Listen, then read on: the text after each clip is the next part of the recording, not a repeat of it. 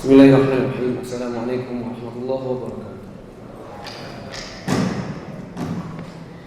Alhamdulillahilladzi arsala rasulahu bil huda wa dinil haqq liyudhhirahu 'ala ad-dini kullihi wa kafaa billahi shahida. Asyhadu an la ilaha illallah wahdahu la syarika lah wa asyhadu anna Muhammadan 'abduhu wa rasuluhu la nabiyya ba'd. Hadirin sekalian mati Allah, menuntut ilmu itu belum dikatakan betul-betul menuntut ilmu kalau belum pernah merasakan pahitnya menuntut ilmu.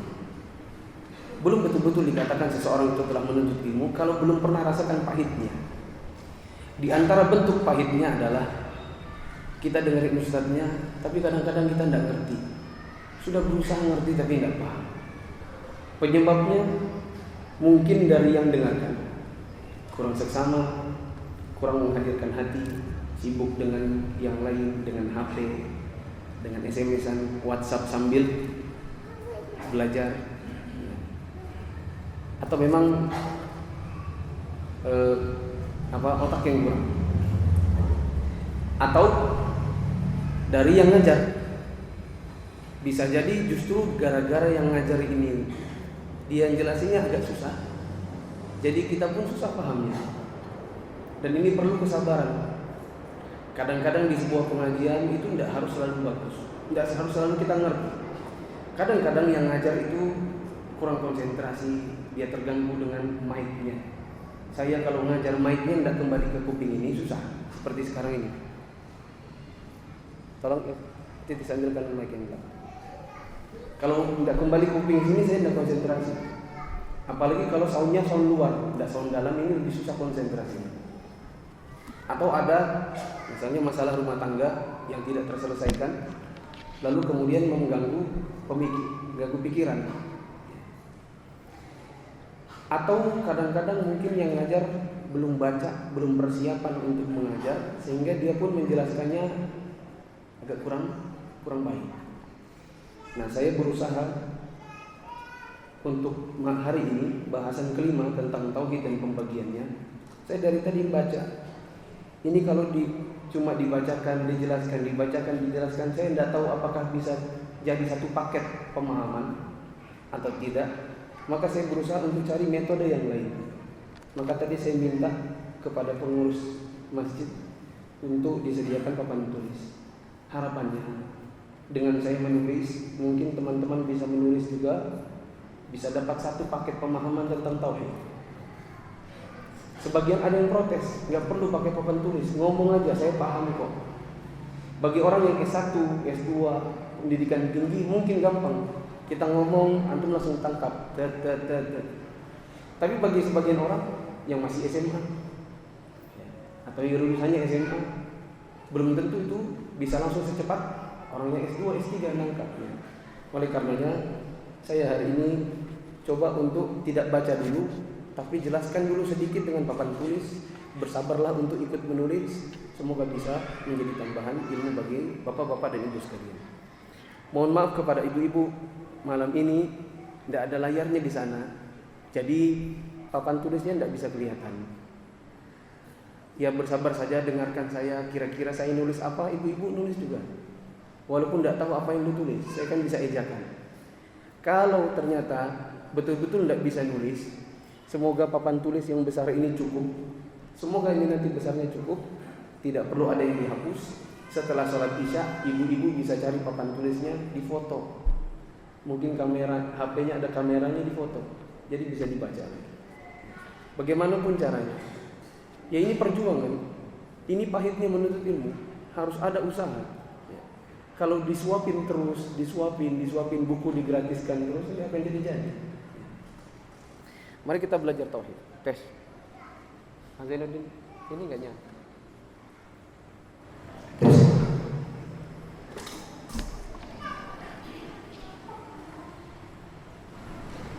Saya akan tulis dengan bahasa Indonesia supaya lebih menulis.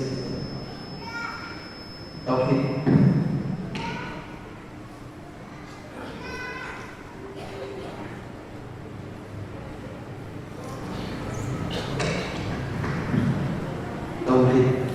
Afwan tangan kiri. Tauhid artinya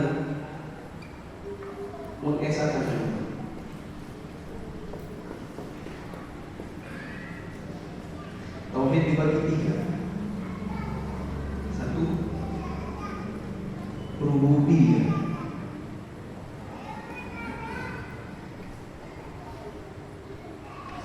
Yaitu mengesahkan Allah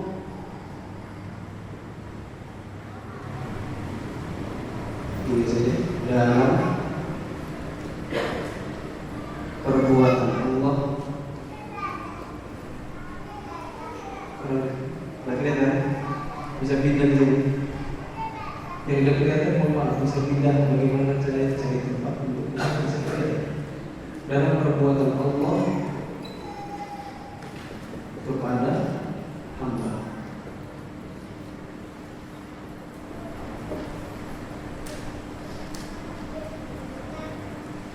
Contoh,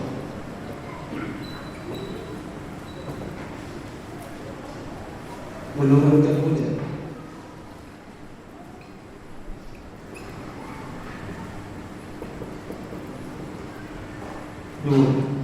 Dua rezeki.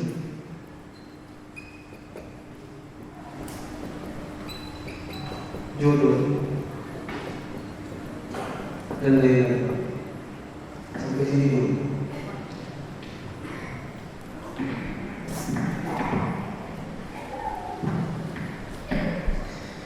Sambil antum nulis ya. Tauhid maknanya adalah mengesahkan Allah. Mengesahkan Allah dalam masalah apa? Mengesahkan Allah dalam beberapa hal. Yang pertama, dalam segala perbuatan Allah kepada hambanya. Ini nggak jelas ya?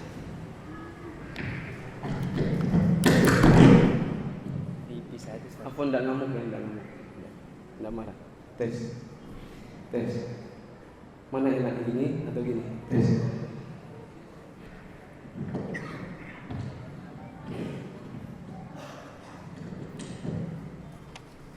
Tauhid maknanya adalah mengesahkan Allah. Apa yang diesahkan dari Allah? Yang pertama adalah rububiyahnya. Mengesahkan Allah dalam rububiyahnya maknanya adalah mengesahkan Allah dalam semua perbuatan Allah kepada hambanya. Apa saja perbuatan Allah kepada hambanya? Contohnya satu, menurunkan hujan.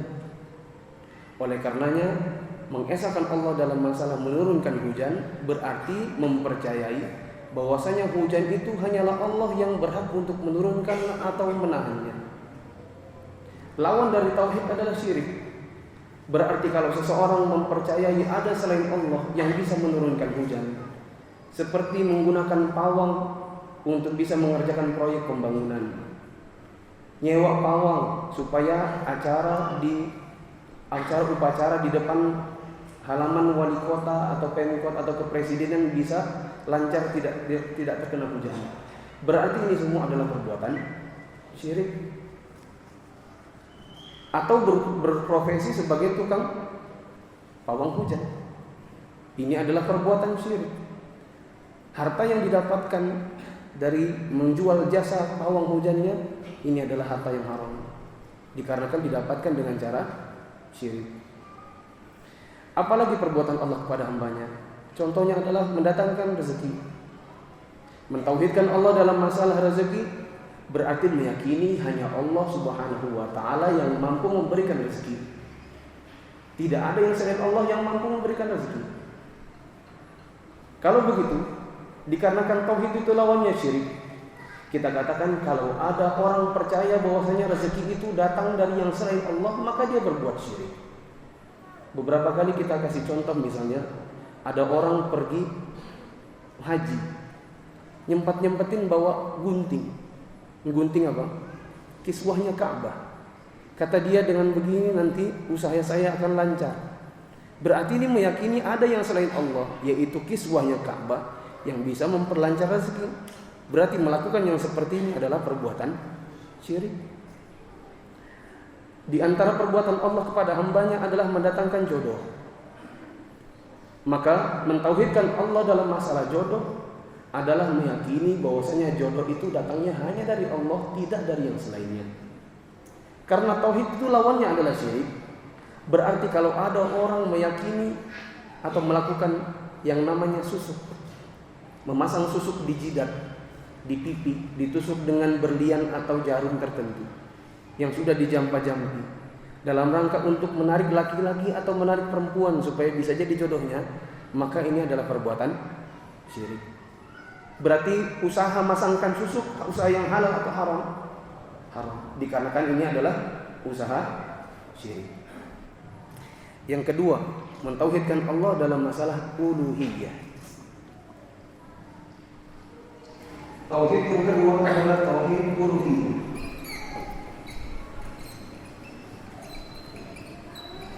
Uluhiyah.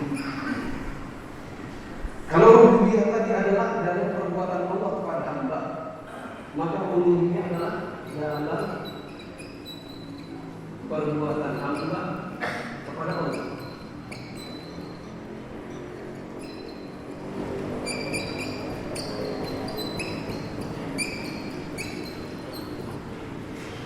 Apa contohnya? Ini dulu. Contohnya misalnya ibadah, doa, nazar, sujud, dan lain-lain.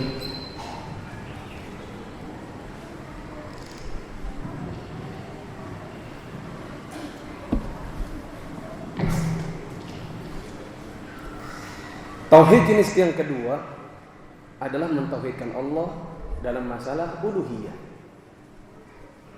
Uluhiyah maksudnya adalah mentauhidkan Allah dalam segala sesuatu yang dilakukan oleh hamba kepada Allah. Kalau rububiyah tadi apa? Yang dilakukan oleh Allah kepada hamba.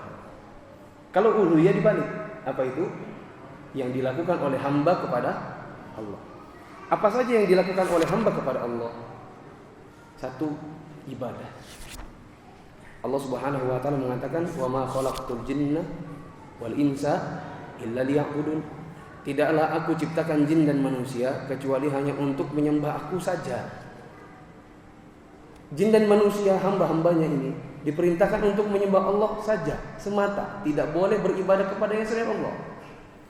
Maka kalau seandainya tauhid itu adalah lawannya syirik, maka kita katakan kalau ada orang beribadah kepada yang selain Allah, maka dia telah berbuat syirik. Seperti misalnya, ini tanggal berapa? 9 Muharram. Besok tanggal 10 Muharram. Nanti di sebagian daerah, tidak hanya di Iran, di Irak, bahkan ada sebuah kota di Arab Saudi pun sama. Di Indonesia ini mungkin ada, bahkan di Balikpapan pun ada. Tadi beredar di Telegram.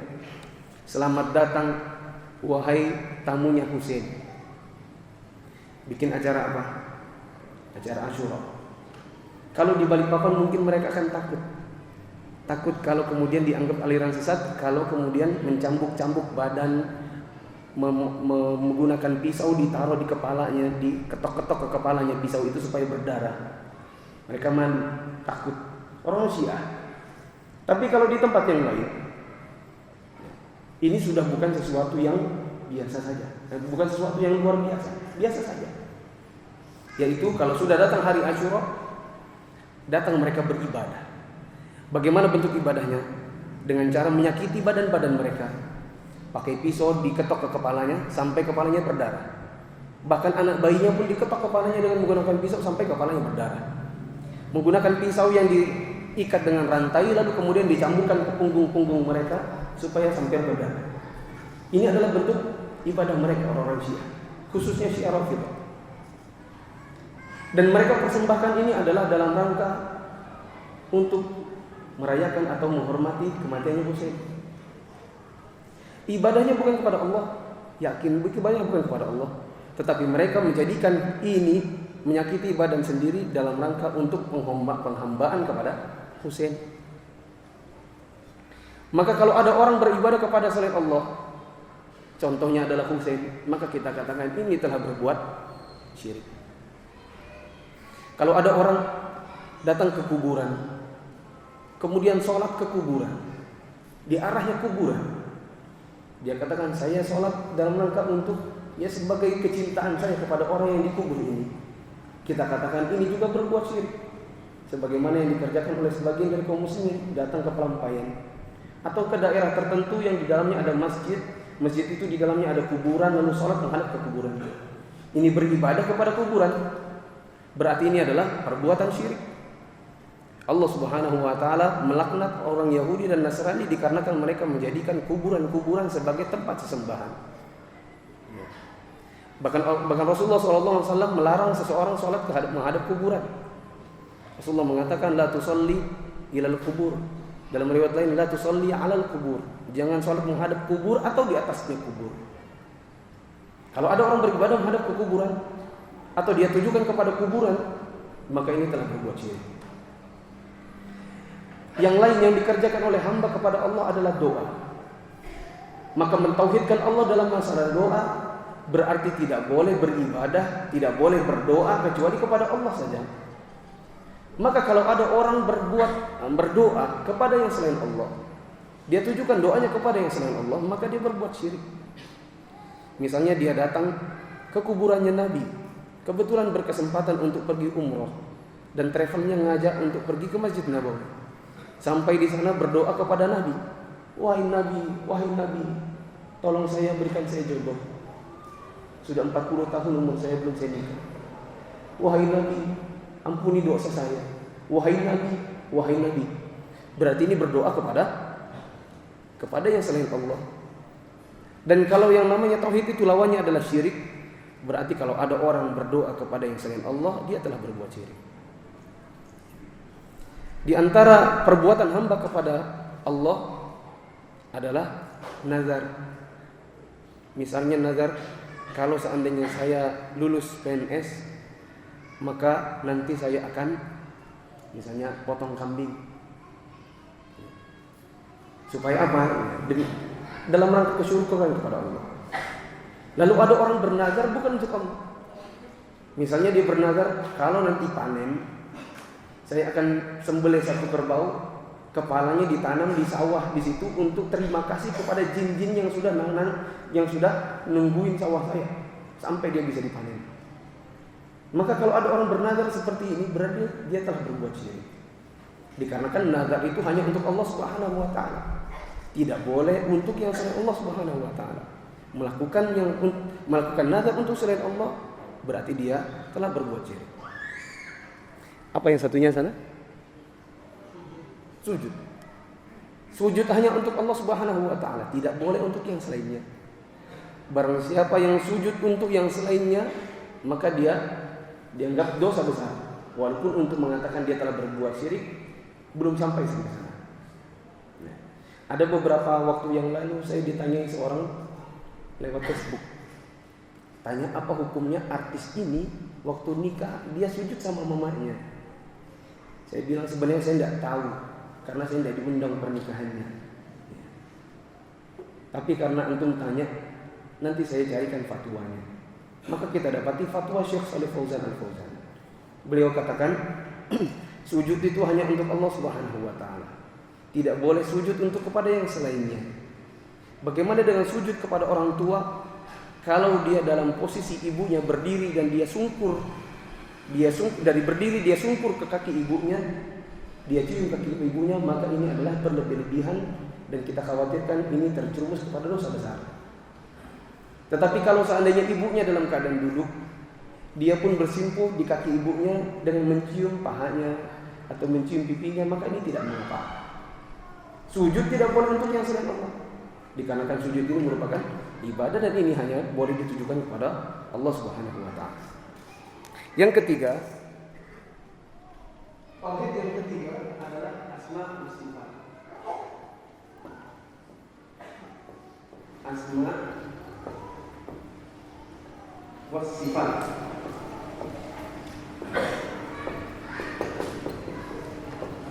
Asma itu artinya nama-nama,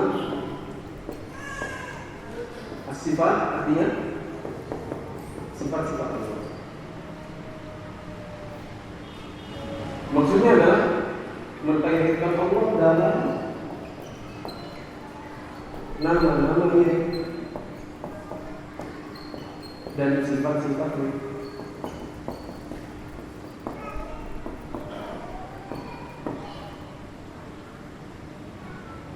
Contoh, kita ambil yang ringan dulu. Lafzul jalalah Allah. Kalimat Allah ini hanya untuk Allah. Hanya untuk Allah. Maka haram hukumnya dan orang kesyirikan kalau seseorang menamakan anaknya dengan nama Allah. Contoh yang lain, ilah. Ilah itu artinya sembah atau Rabb. Kalau ada orang dinamakan ilah, dipanggil ilah, walaupun nama aslinya adalah ilah atau Allah, dipanggil ilah, maka ini haram. Tidak boleh dipanggil nama ilah, dikatakan ilah itu maknanya sesembahan.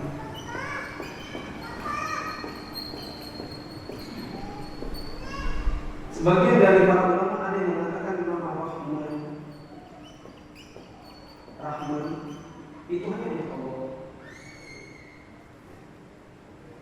Dikarenakan Rahman itu adalah kasih sayang.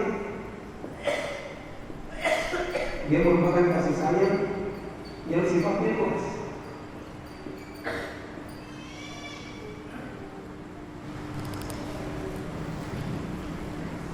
Sebagian para ulama seperti Syekh Muhammad bin Shalih Al-Utsaimin dalam kitab beliau Al-Qawaidul Muslah, dalam kaidah penetapan nama-nama dan sifat Allah, beliau menyebutkan bahwasanya ada nama-nama Allah yang tidak boleh dipakai oleh makhluknya.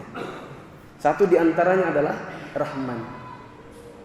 Rahman tidak boleh dinamakan kepada orang, kecuali kalau di depannya ditambah dengan Abdu. Jadi hanya boleh menamakan Abdur Rahman. Manggilnya pun tidak boleh tetap Rahman. Dipanggil apa? Abdur Rahman. Kalau ada orang sudah terlanjur namanya Rahman, ada di sini. Sudah terlanjur namanya Rahman, maka harus dipanggil hari-hari. Kalau selama ini dipanggil Rahman, diganti dengan Abdur Rahman. Kalau dia bilang mamaku tidak pernah ngasih namaku Abdu depannya, kita katakan Allah tidak suka nama Rahman dipakai untuk manusia. Kenapa? Karena nama Rahman itu memiliki makna kasih sayang yang sifatnya luas. Allah memiliki kasih sayang yang sifatnya luas, bahkan kepada binatang, bahkan kepada sebagian orang kafir. Allah masih memberikan kesempatan, diberikan hidayah, atau minimal orang-orang kafir masih diberikan makan. Kasih sayang Allah sangat luas. Adapun manusia tidak memiliki kasih sayang yang sama dengan kasih sayang Allah. Coba kita kalau Mas Agus punya anak, anaknya kalau nakal antum ngapain? Nakal jablek misalnya, antum ngapain? Minimal dimarahin, ditampar ya enggak?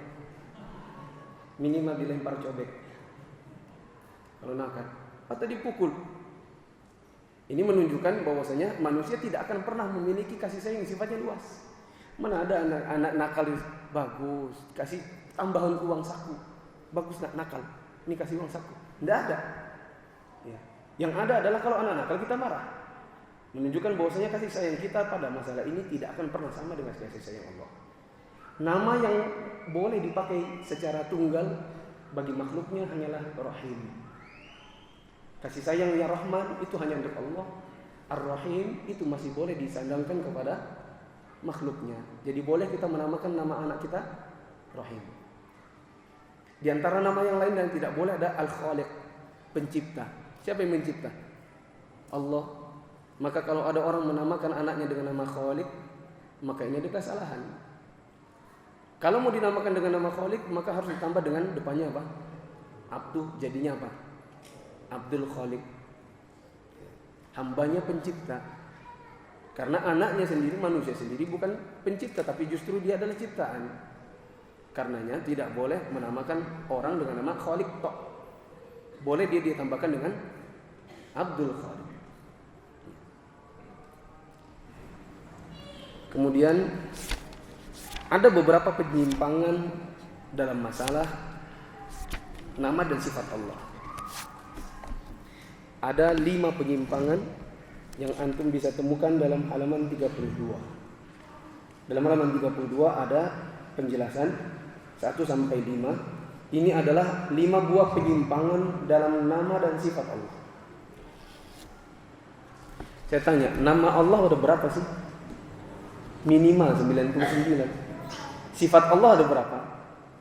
Kalau dalam buku SD berapa sifat Allah? 20.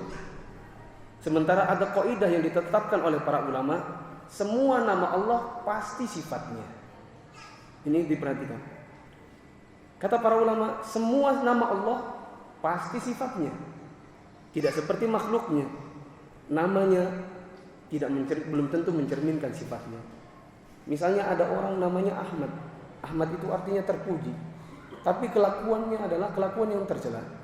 Nama tidak sesuai dengan sifat. Tetapi untuk Allah Subhanahu wa taala, nama pasti sifat. Berarti sifat Allah minimal berapa? 99. Nah, ada beberapa penyimpangan dalam masalah nama dan sifat Allah. Berarti buku yang SMP itu bagaimana? Iya, itu akidah yang menyimpang. Dikarenakan hanya menetapkan sifat Allah hanya 20. Yang pertama, penyimpangan dalam masalah dan sifat Allah itu ada 5. Penyimpangan itu 1.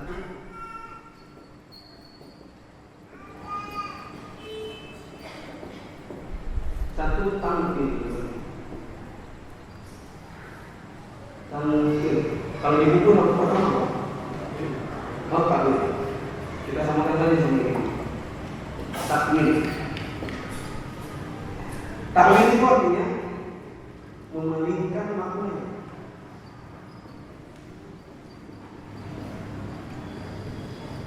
Memalingkan makna.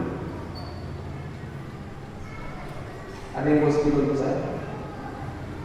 Seperti memalingkan maknanya. Contohnya Allah itu memiliki sifat istawa.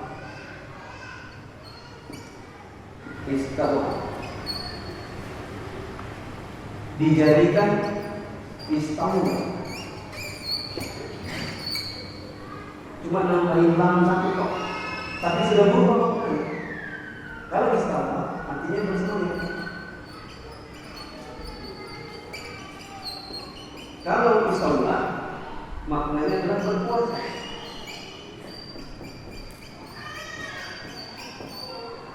Tinggal nambahin lam 1, berubah dia maknanya.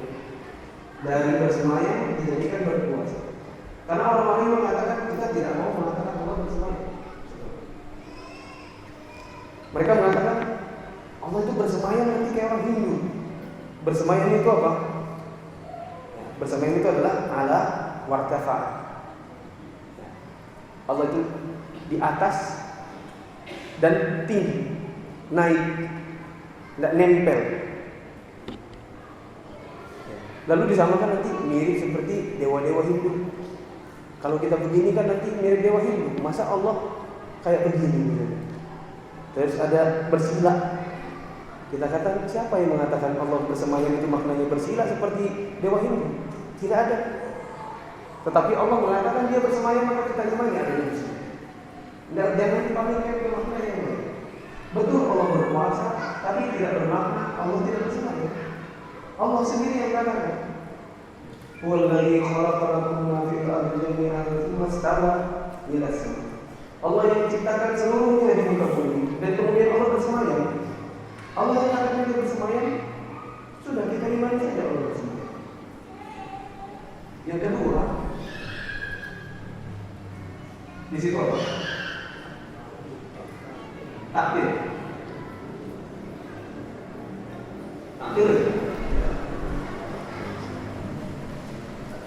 Apa maksudnya di sini? Mengikat. Penulis memberikan contoh apa?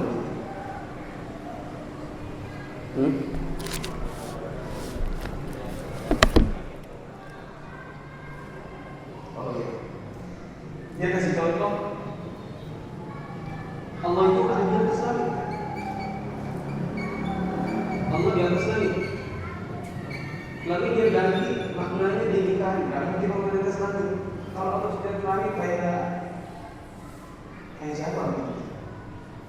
Terus kalau diganti apa jadi dikatakan Allah itu di mana?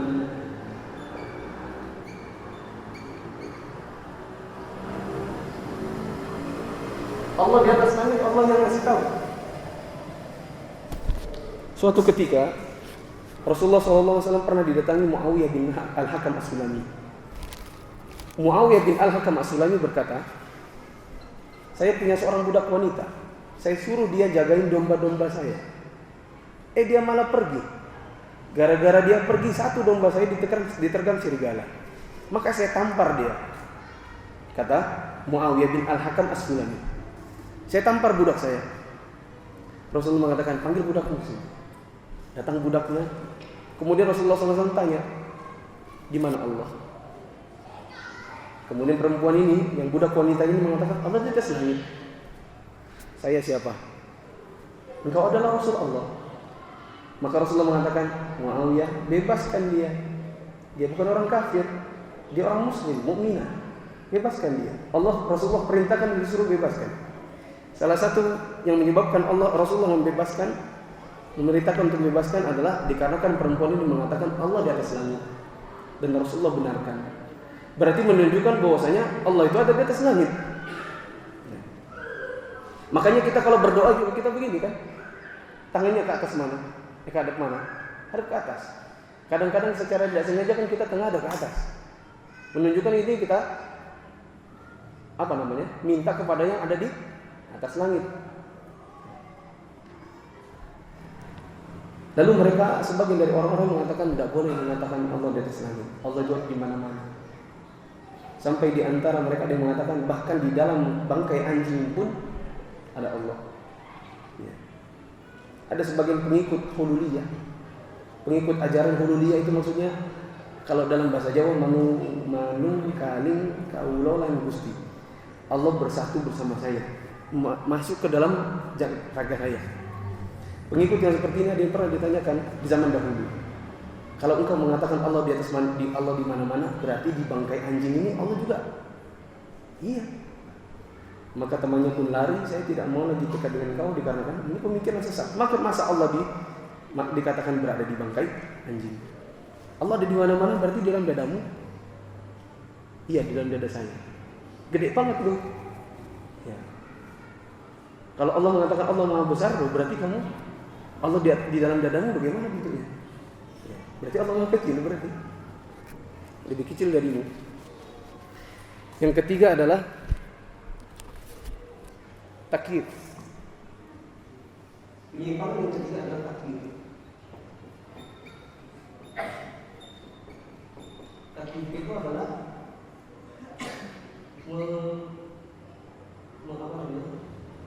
menggambarkan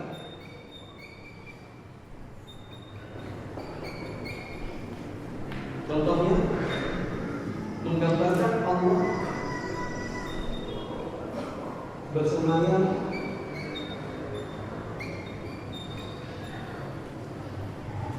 melayang.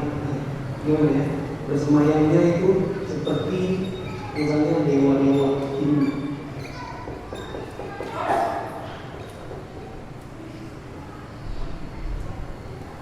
Misalnya ada orang mengatakan Allah itu bersemayam di atas arsy. Bentuknya kayak apa? Ya bentuknya seperti dewa-dewa Hindu itu loh. Di atas dia melayang, ada di bawah ada lepekannya, kemudian dia melayang di atas sambil bersila, sambil begini, sambil begitu. Ini namanya takyif. Dan ini adalah penyimpangan. Tidak boleh mentakyifkan Allah. Tidak boleh mengatakan Allah itu begini dan begitu. Allah punya mata. Allah punya mata. Tapi tidak boleh mengatakan matanya Allah itu warnanya putih dan hitam juga seperti kita. Ya. Oh, bentuknya Allah itu begini-begini. Mukanya Allah itu juga ada bentuknya, begini-begini diceritakan, maka ini adalah penyimpangan, kesesatan. Dikarenakan Rasulullah SAW dulu tidak pernah bertanya kepada Allah, ya Allah bagaimana bentuk mukamu? Dan para sahabat dulu tidak pernah bertanya kepada Rasulullah, ya Rasulullah tolong kasih tahu gimana bentuk wajahnya Allah. Mereka tidak pernah tanya. Yang keempat adalah, baca di sini aja ya, karena papan tulisnya habis. Yang keempat adalah tamtsil. Tamtsil itu artinya menyerupakan. Tamtsil itu artinya menyerupakan. Misalkan dalam hadis riwayat Ibnu Abbas, beliau mengatakan dalam ayat wasi'al kursiyyus samawati wal ard, luas kursinya Allah itu adalah seluas langit dan bumi. Ibnu Abbas mengatakan kursi ini bukan tempat duduk, bukan singgasana. Yang singgasana itu apa? Singgasananya Allah namanya apa? Arsy. Terus kursi itu apa? Kata Ibnu Abbas, kursi itu adalah tempat kakinya Allah. Tempat kakinya Allah. Kalau ada orang mentamtsil, menyerupakan Allah, maka dia akan katakan kakinya Allah bentuknya begini. Ada jarinya sekian, ada juga bulunya. Dia mirip seperti kaki manusia dan seterusnya. Menyamakan bentuk Allah dengan bentuk manusia. Ya, sebagian anak-anak kecil ada yang bilang, ya Ustaz, kayaknya Allah itu kayak Ultraman ya. Ya. Kayak kenapa dek? Ya kan Allah maha besar. Coba kalau Ultraman ini maha besar, naik dia besar. Ya. Enggak boleh deh. Kita hanya beriman Allah itu ada, tapi tidak boleh menyamakan Allah dengan selain Allah. Katanya Allah punya mata. Iya, Allah punya mata. Bentuknya kayak kita ya. Kita tidak tahu. Katanya Allah punya muka.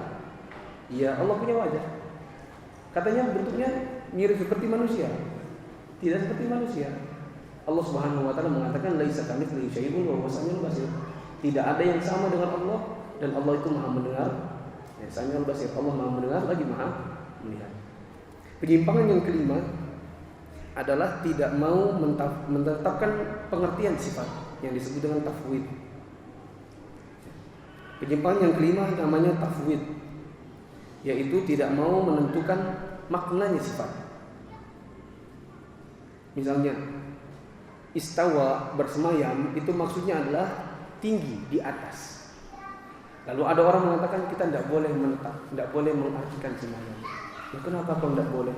Iya, nanti kalau kita menetapkan kita anggap seperti sama seperti manusia. Oh enggak, tafwid beda lagi.